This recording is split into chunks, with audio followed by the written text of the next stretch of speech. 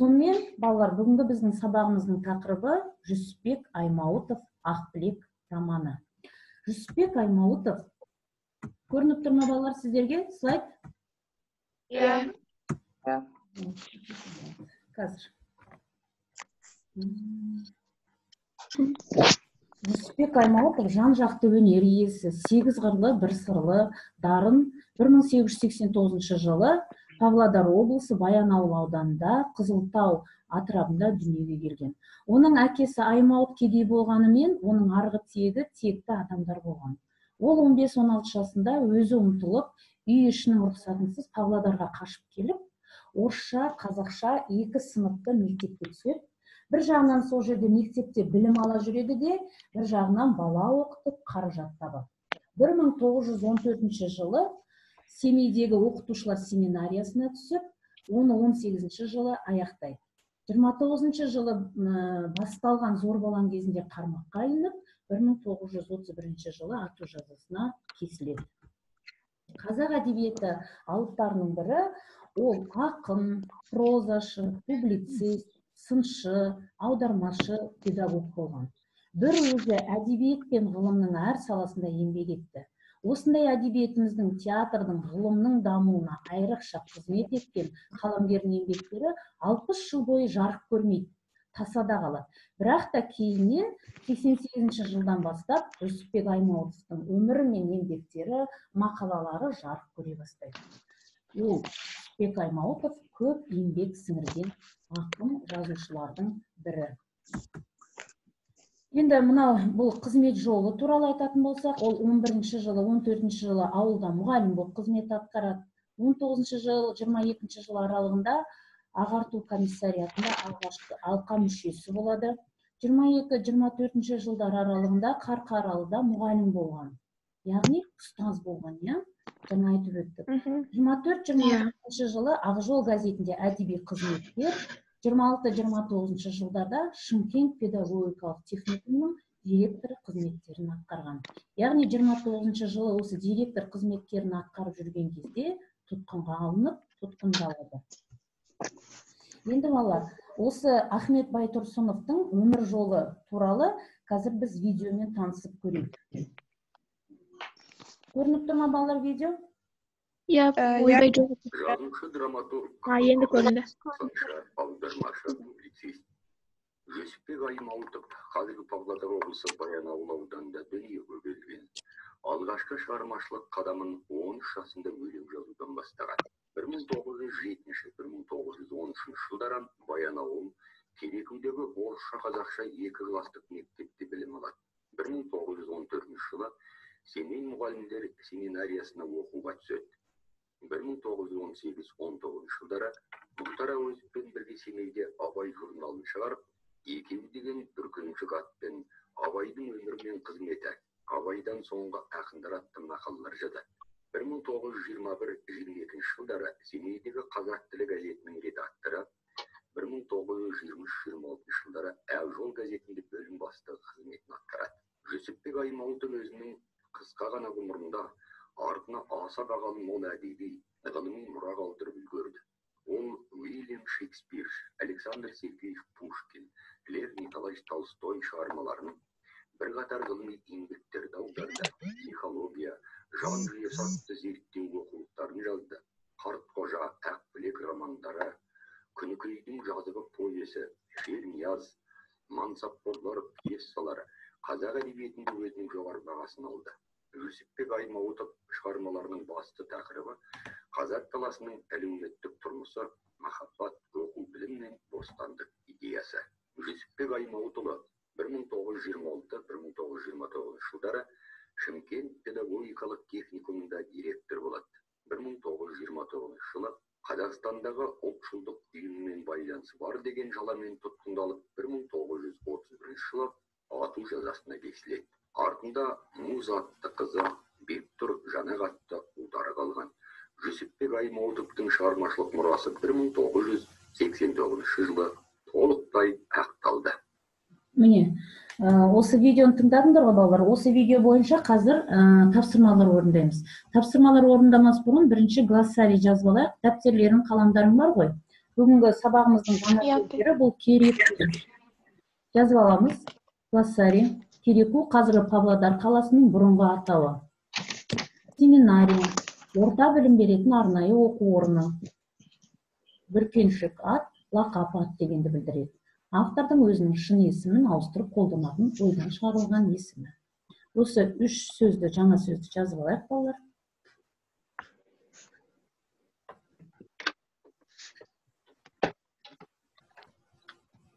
Содан кейін тапсырмалар орындаймыз.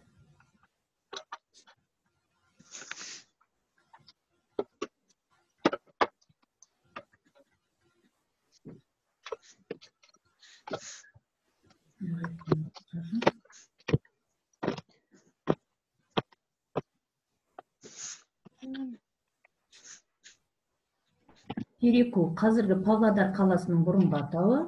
Семинария, орта білім беретін арнайы оқу орны.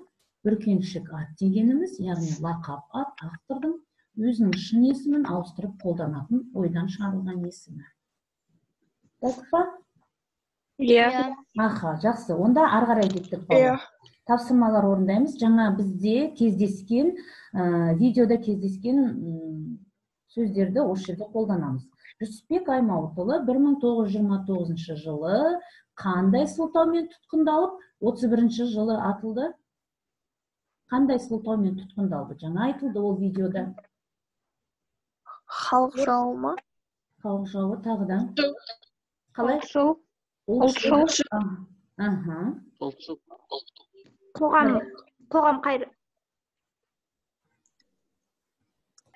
Міне енді дұрыс жауабын көрейік онда, я. Қазақстандағы ұлтшылдық ұйыммен байланысы бар деген сылтаумен тұтқындалған екен. Яғни біздің жауабымыз дұрыс болды. Жаңа кім дұрыс жауап берді? Ұлтшыл деген? Қыдырәли. Қыдырәли ма? Динара. Жақсы. Апай, мен айттым ғой. Белгілеп отырам мен себебі. Балалар, келесі мына жерде қайсы дұрыс, қайсы бұрыс екенін табамыз. Біріншісінде қараңдар. Айгерім оқи қойшы бірінші сұрақты. Не дейді бізден? Жүсіпбек Аймауытұлы 1889 жылы Баянауыл ауылында дүниеге келген. Ауданында, дүниеге келген. Дұрыс па, бұрыс па? Дұрыс. Біріншісі жарайды, келісеміз. Ары қарай. Екіншісін оқиды аяулым. Мен оқиыншы апай. 1913 жылдар аралығында Семейде мұғалімдер семинариясында білім алды. Дұрыс? Дұрыс дедік. Екіншісінде дұрыс дедіңдер балалар. Қазір тексереміз. Апай, үшіншісін Динас оқысын. Оқи ғой, Динас. 1923-1926 жылдар аралығында Шымкент педтехникумда директор болды. Бұрыс? Бұрыс па, дұрыс па? Бұрыс. Бұрыс дедік. Дұрыс емес. Келесі. Апай, мен оқысам ба? Динара оқысын. Қанш? 1929 жылы ұлтшылдық ұйыммен байланысы бар деген сылтаумен тұтқындалды. Бұл дұрыс. Дұрыс, жарайды, жақсы. Дұрыс. Қыдырәлі оқы. Аймауыт Әуезовпен бірге Орынборда Абай журналын шығарды. Дұрыс. Дұрыс. Келесі. Дұрыс дедің, я, жарайды, келісеміз. Келесісін оқиды бізде. Кім? Гүлайым оқы ғой. Дұрыс. Гүлайым. Жоқ па, Гүлайым? Сабина оқы онда. Аймауыт Әуезовпен бірге екеу деген бүркеншік атпен мақалдар жазған. Мақалдар жазған, я? Дұрыс па, бұрыс па? Ау? Дұрыс, Аймауыт Абай жолын шығарған екен. Дұрыс дейміз бе, бұрыс деп қабылдаймыз бе, балалар? Соңғысын. Дұрыс. Дұрыс дедік, я?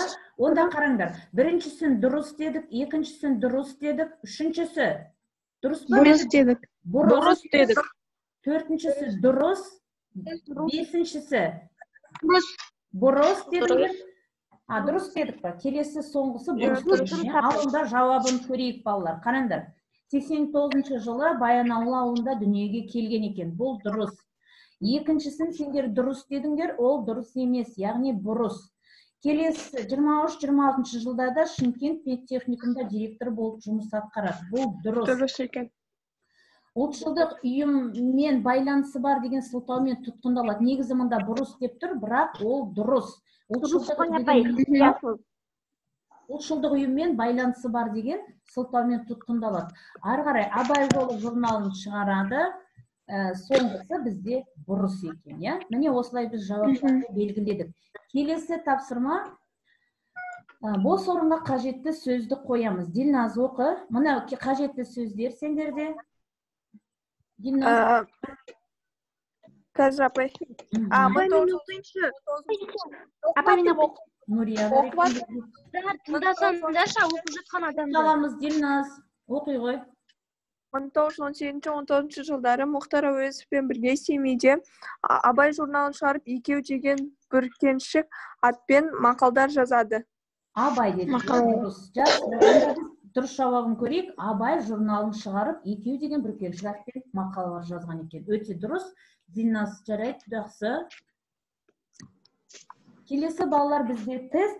Бірақ та біз тестті шешпес бұрын, қазір біз бүгінгі сабағымыздың тақырыбы бағана басында айттық қой, кейбір балаларымыз бізде қосыламай жатты, сол себепті бүгінгі сабағымыздың тақырыбы Жүсіпбек Аймауытұлы. Жүсіпбек Аймауытұлының Ақбілек деген романы. Осы Ақбілек романы туралы қазір біз видео тыңдап мәлімет алайық. Содан кейін қазір балалар жаңағы тесттарымызды орындаймыз. Көрініп тұрма балалар? Иә, көрініп тұр.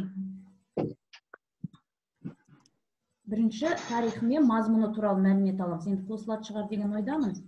Жазушы, ғалым, сыншы, аудармашы, публицист. Жүсіпбек Аймауытовтың Ақбілек романының бөлімі алғаш. Әйел теңдік журналының 1927-28 жылдардағы сандарында жарияланған. Жазушы жалған жаламен тұтқындалып 1931 жылы атылып кеткеннен кейін шығарманың араб әрпімен жазылған қолжазбасын ақын Ілияс Жансүгірұлы үстелінің тартпасында сақтап берген. Ол да ұсталып, оққа байланған тұста ақынның жары Фатима Ғамитова қолжазба мұраны орталық мемлекеттік мұрағатқа тапсырған. Ақбілек романы сюжеттік желісі психологиялық тартыстарға құрылған алғашқы күрделі туынды. Тақырыбы азамат соғысына, қазақ даласындағы саяси жағдайға, сол тұстағы қазақ қызының қиялы тағдырына арналған. Роман жұмбақ суреттерден басталып, біртіндеп шешуі баяндала бастайды. Жазушы оқиғаны үшінші жақтан баяндап, кейде негізгі кейіпкер Ақбілектің өзін де сөзге араластырады. Сөйтіп, оның ішкі дүниесін терең ұғынуға тырысады. Романның бас кейіпкері Ақбілекті ауыл азаматы Мұқаш жеке араздығы үшін ақ әскерлеріне ұстап береді. Аттар қазақ ауылын шауып, Ақбілектің арасын өлтіріп алып кетеді. Бұдан кейінгі қыздың басынан өткізген оқиғалары сол кезеңдегі бүкіл қазақ халқының мойнына түскен нәубетті ауыртпалықты айшықтайды. Ақбілек жаңа заманның соқпағына түсіп оқу білімге ұмтылады. Ақырында ойға алған мақсатына жетіп, сауатты, белсенді адамға айналады. Ақбілек бейнесі сол кезеңдегі оқу білімге құштар, жеке басының азаттығын аңсаған қазақ әйелі бейнесінің жиынтығы. Романның түпкі идеясы да осыған негізделген. Яғни бұл роман Жүсіпбек Аймауытовтың Ақбілек деген романы. Романда көтерілген басты мәселе қазақ әйел теңсіздігі, қазақ қызының тағдыры. Ақбілек романы бір ғана қазақ қызының күрделі тағдыры негізінде әлеуметтік төңкерістер тұсындағы қазақ ауылының өзгеру процесін суреттеген алғашқы қазақ романдарының бірі. Шығарманың бас кейіпкері сонымен балалар кім екен? Ақбілек. Ақбілек, иә, Ақбілек бізде шығарманың бас кейіпкері екен. Осы шығармадан қазір біз үзінді тыңдап көрейік. Келесі. Осы шығарма Ақбілек шығармасы, үзіндісін тыңдап көрейік. Роман. Бірінші бөлім. Өскеменнің ар жағында, Бұқтарманың оң жағында әлемге аян Алтай бар. Сол Алтайдың күнгейінен құбыла жаққа құлай аққан, құлай ағып ертіс піскен, күр-күреттен күршім бар. Алтай күршім не заманнан қалың найман мекен. Сол Алтай мен сол күршімнің қысы қыспақ, жазы самал. Күн жылт етсе, төрт түлік мал қарағайды қарт Алтайдың. Алтай сынды анасының көкірегін аймаласып, тыраңдасып, мәйек басып, мамырласып жатқаны. Қарт Алтайдың қақпасында, алақанның аясында бал татыған айна сулы, түрі аспан, сыры аспан, шарап сулы Марқа көлі. Марқа көлді алқалаған ақ ауылды Алтай елі.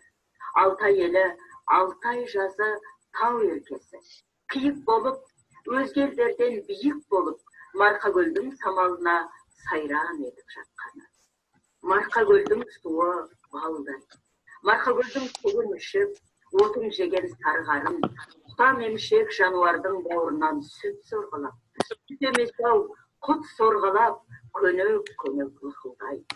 Қара саба емізіктеп, қою салқын сарығымыз, бұжылдаған дәріғымыз шара-шара шықылдай. Бір шарасын ішкен адам, дәл хор қызын құшқандай боп, беті шихан дуылдай, аузы қобыз гүлдей, мас болады, жас болады, жел жетпеске мініп алып, Алтай тауын дүрсілдетіп, таудың тасын күтірлетіп, көкпар, жарыс, алыс-жұлыс асыр салып жатқаны. Әлгі Алтайдың аруларын айтуға тіл жетті. Алтын, күміс, бұл жерде ақынның суреттеуін тыңдаймыз. Көрдіңіз бе, қандай сөз шеберлігімен суреттеп жатыр. Алтайдың айындай боп, көзі құралайындай боп, күлкісі атқан таңындай боп, бойы қопа тауындай боп, былқ-сылқ етіп бұраңдасып, күбірлесіп, көлемдесіп, езін тартса, есін кетіп, сұңқыл қақса, шым-шым етіп, бойын босап, ойын босап, қиялың қиян кетеді. Кеп он демес-ау жырандар, бері қараңдар, құлағың сал, тыңдаушылар анталаса, кеп құрайын бір тамаша. Ертек емес, ертеде емес, ұзын демес, келте демес. Қарапайым қара сөзбен бір әңгіме шертейін. Қысыр сөзді қысқартайын, әңгімеме жол тартайын. Өлең сөзге олақ едім, күйлемес деп қомсынбаңдар. Сол Алтайдың бөктерінде жан жолменен жандамайлап, алат мінген жалғыз адам келе жатыр бейсауат. Көтегейті күршім жақ, бет алысы Қарекем шаты. Қарекем шаты қамау жартас, дәл аясы шұңқыр көгал, бір ауызды, тар ауызды. Шұңғыл шатын мейірімді Алтай түті қашып, түнде жортқан жорықшыға соққан ғой. Ажал түрткен мал болмаса, мал алдырған жан болмаса, терең шатқа кім барған? Алақ мінген терең шаттың дәл аузына таянғанда, алақ жұлақ қаранды да тоқтады. Тарауызда тас тасалап, сұр шекпенді бес атарлы біреу жатыр, баспағым. Әлгі шекпен алаттыны көре сала, ақ ораман көтерді. Алат мінген оны көріп, ақ тымағын көтерді. Сөйтті дағы алат мінген қаптағайлап, ат жетектеп, асып кетті әрі қарай. Марқа көлде майға бөккен мал мен ел, тауызғары жамбасынан өткен соң, етектегі қыстауына еңбектесіп түскен шақ. Мамырбайдың малайлары қора жамап, пешін қалап, үйін сылап болған еді. Мамырбайдың бәйбішесі маң-маң басып, малайларға киіз үйін қағып сілкіп жинатқызып жүрген еді. Мамырбайдың ақ білегі, жас түлегі, ай күні сұлу қызы, алтын сырға, күміс шолпы сылдырлатып, бұлдырлатып, ақ көйлегін күлеңдетіп, қызыл жасыл көрпелерін қағып, үйге әкелген. Қасындағы қыздарына қабақ шытып, қыңқыл етіп, дауысы сыңқыл, сұңқыл етіп, көзім тартып тұрған не істеп, бір бұраңдап қойған еді. Міне, бұл жерде балалар Ақбілекті, жаңағы Ақбілек жайында айтылып жатыр. Жүсіпбек Аймауытовтың ақындық шеберлігі сондай, жаңағы Марқа көлді, күршімді суреттеуі бұл жерде көрсетілген. Және де Ақбілек деген Бізде Мамырбайдың, дәулетті байдың жалғыз қызы болады. Еркелетіп өсіріп отырған, аялап еркелеп өсіріп отырған жалғыз қызы бір күннің ішінде шаңырағы ортасына түсіп, орны толмас өкініш қалдырады. Оның бәйбіше жаңағы сол кездегі ақтар, қарамұрт офицерлер бұның Мамырбайдың ауылын шауып, бәйбішесін атып өлтіріп, яғни жаңағы Ақбілектің шешесін атып өлтіріп, 14-15 жастағы Ақбілекті ойбайлатып алады да жөнеледі. Алып қашып, жаңағы атқа өңгеріп алып кетеді. Одан кейінгі жердегі Ақбілектің өмірін, көрген зорлығы мен тартқан азабын ешкімде дұшпанына тілемес еді. Жаңағы қарамұрт орыс офицерлер Ақбілекті алып кеткеннен кейін, орманға алып барғаннан кейін, Ақбілек қарамұрттың ермегіне айналады. Ақбілектің одан кейінгі көрмеген қорлығы, кешпеген азабы жоқ. Қосты айналып, бұл Ақбілек жаңағы орыс офицерінен қашпақта болады. Жасамаған амалы қалмайды, бірақ та қырағы көз қалт жібермей Ақбілекті жаңағы жерде қорлық, зорлық өмірі енді басталады. Осы жерде көптеген қорлық көріп жүрген кезде жаңағы ақтарды феодалдық патриархалдық сана мықтап қалыптасқан кезде Ақбілек басынан өткерген ауыр хал, жан азаптары, тағдыр талқысы өмірлік таңба болып басылады. Бірақ та жаңағы байлар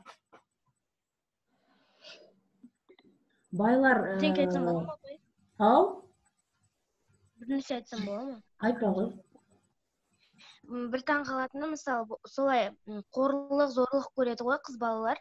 Мысалы, Ақбілекті мықты әйел десе болады, себебі ол қанша қорлық, зорлық көрсе де өз бақытын тауып, ары қарай өмірін жалғастырып, білімді адам болып шығады. Ал кейбір адамдар, мысалы, өздерін өлтіру де мүмкін ғой, мысалы. Иә, дұрыс айтасың. Бұл Назерке, сен бұл жерде өте қатты байқағасың, себебі бұл жерде Ақбілек мойымай, төзбей, өз бақытын таба білді, өмірмен күресе білді. Қаншама қиыншылық көрсе де, өмірден үмітін үзген жоқ. Ең негізгісі, ол ертеңгі күніне сенімін жоғалтпады. Жақсы, қайырымды жандарға жолығармын деген үмітін де үзбеді. Ол жаңағы өзінің алғырлығын, білгірлігін де көрсете білді. Жаңағы орыс офицерлері Ақбілекті тастап, жан сауғалап, одан қашып кеткен кезде Ақбілек еркінен тыс әрекеттер жасап, жаңағы өзі сол ошақта жалғыз өзі қалады. Бірақ осы жерде Ақбілек өзінің бұл жерге түнде жалғыз, түннің ортасында тау ішінде жалғыз қалған кезде бұған Ақбілекке қасқырлар келеді. Қасқырлар келген кезде Ақбілек өзінің білімі, жаңағы алғырлығын көрсетіп, сөніп баратқан шоққа жанып, шоқты тұтатып, оның үстіне тезек салып, осы қасқырлардан аман есен қалады. Кезде де 14-15 жастағы қыз бала осындайға ақылы жеткендігін байқаймыз да, бұл жерден Ақбілектің біз ақылдылығын байқаймыз. Солай ғой, балалар, иә? Иә. Әрине. Бірақ нағыз азаттық алдынан тағы шықты. Бірақ бұл ауылына қашып келеді, ауылына қашып келгеннен кейін де бұдан ауылында тағы да зорлық, зомбылық көреді. Өгей шешесі өріктен көптеген жаңағы қорлық көреді. Одан кейін әкесі де жаңағы орыс офицерінен Ақбілек ауыр аяқ болып Іскендір, яғни Іскендір дейді ғой, Іскендір деген бала босанады, ұл бала.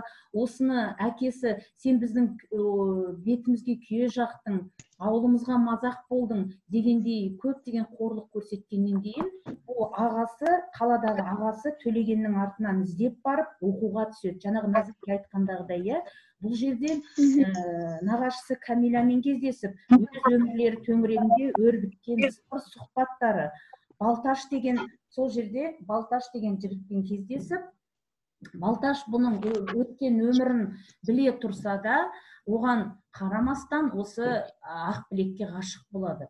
Ал бұған дейін Ақбілектің Бекболат деген ұнатып жүрген жігіті жаңағы Ақбілектің ауыр аяқ екендігін байқап, Ақбілектен сырт күрт айналып, одан кетеді.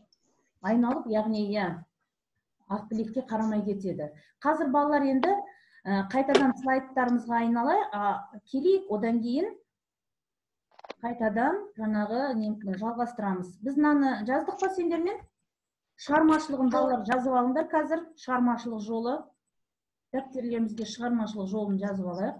1913 жылы басталған, қандай повесть, пьесалар жазғанын дәптерімізге жазып алайық. Тез-тез 2 минут уақыт.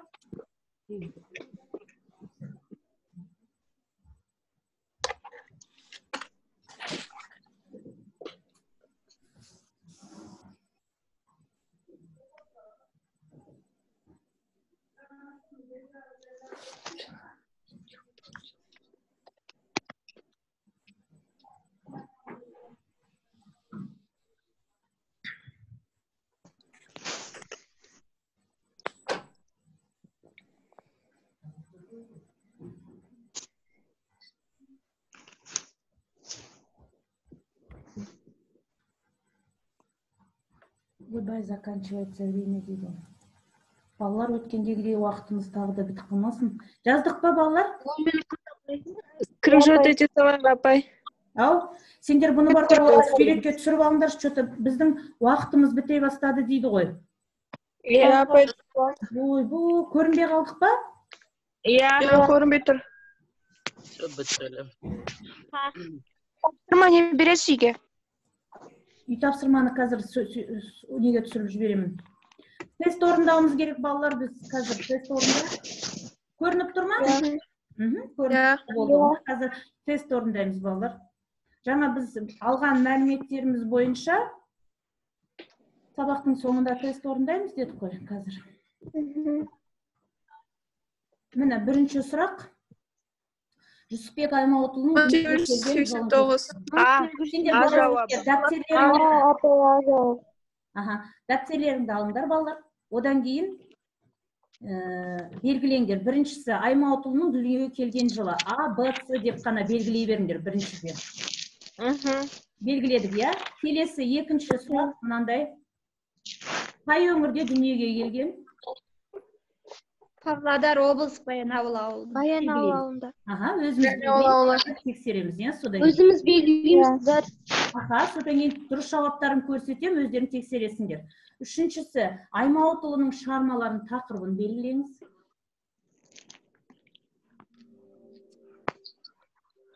Келесі, болдық па? Балалар, келесі. Баянауыл мен Керекуде қай жылдары білім алған? Бағана біз глоссарийде Кереку деген сөз болған.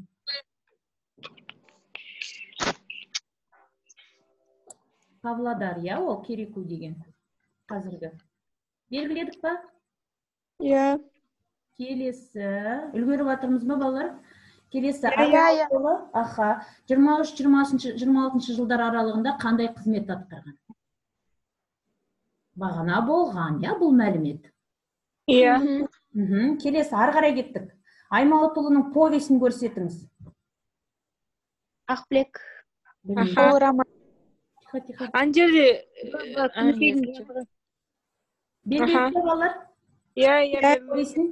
Келесі, Аймауытұлы қай жылы тұтқындалған? Бұл мәлімет болған. Тыныш балалар, өзіміз белгілейміз. Бұл мәлімет болған. Жүсіпбектің ұлының атын көрсетіңіз. Төлеген ба? Тыныш, өзіміз орындаймыз. Альбина қосылды, иә, бізге? Апай, мен бағана қосылғам ғой. Өшіп кетті. Сектарың дұрыс. Келесі, Аймауытұлымен бірге екеу деген бүркеншік атпен мақала жазған жазушыны белгілеңіз.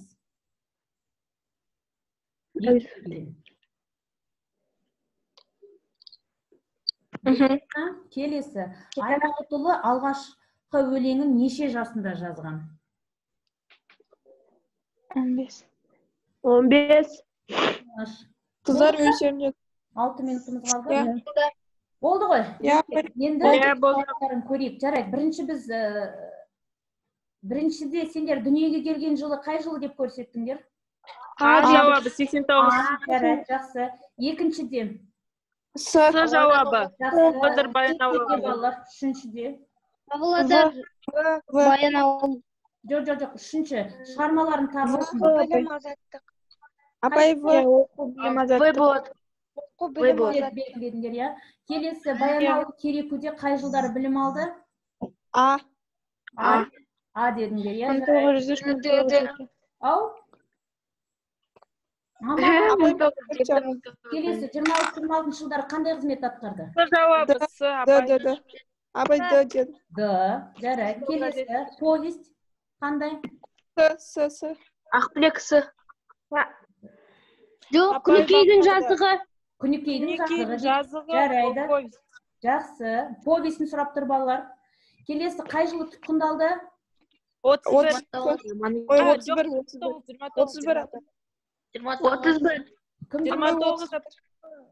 Апай 31. Так что 29. 29 деді, иә, жарайды. 29-ға тоқталайық онда. Ұлының аты кім? Төлеген. Байбол, Төлеген деп отырмыз. Жарайды. Екеу деген бүркеншік ат деген кім мақала? Мұхтар Әуезов. Алғашқы өлең неше жасында? 13. А жауабы дедік, иә?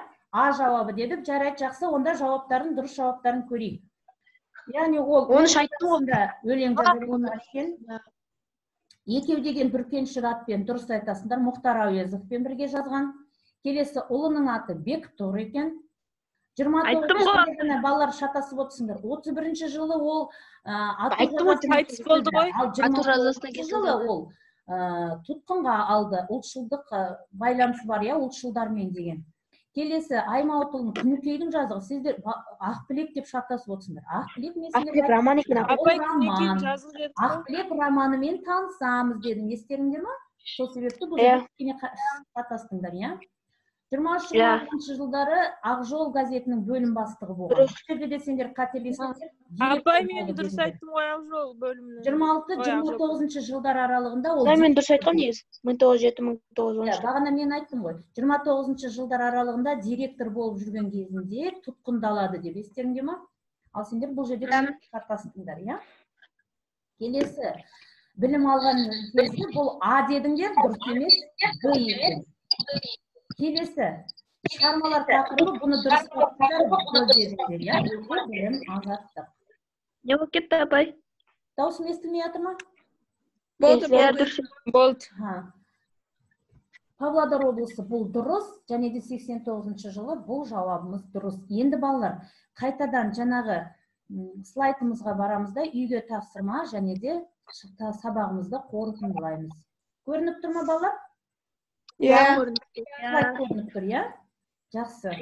Слайд көрініп тұрса, Жүсіпбек... Жоқ, апай, слайд көрініп тұрған жоқ. Жасыл нәрсе көрініп тұр, жаңағы тест. Білімден. Енді балалар... Жақсы. Жүсіпбек Аймауытов кім балалар? Кім болған? Ол ақын, жазушы. Мұратқа Жағерке қазақтың көрнекті жазушысы, драматург. Қыздар ақын айтыңдар. Ағерке жауап береді, Ағерке. Жазушы, драматург, қоғам қайраткері. Аудармашы, педагог болған, иә? Мен жауап берейінші, екінші сұраққа. Жауап бере ғой. Қай жерде дүниеге келді? Жүсіпбек Аймауытов 1889 жылы Баянауыл ауылында дүниеге келген. Павлодар облысы. Павлодар облысы Баянауыл ауданы Қызылтау атырабында дүниеге келген, иә? Жақсы. Соңғы үшінші сұраққа бізде жауап береді. Кім? Нүрия.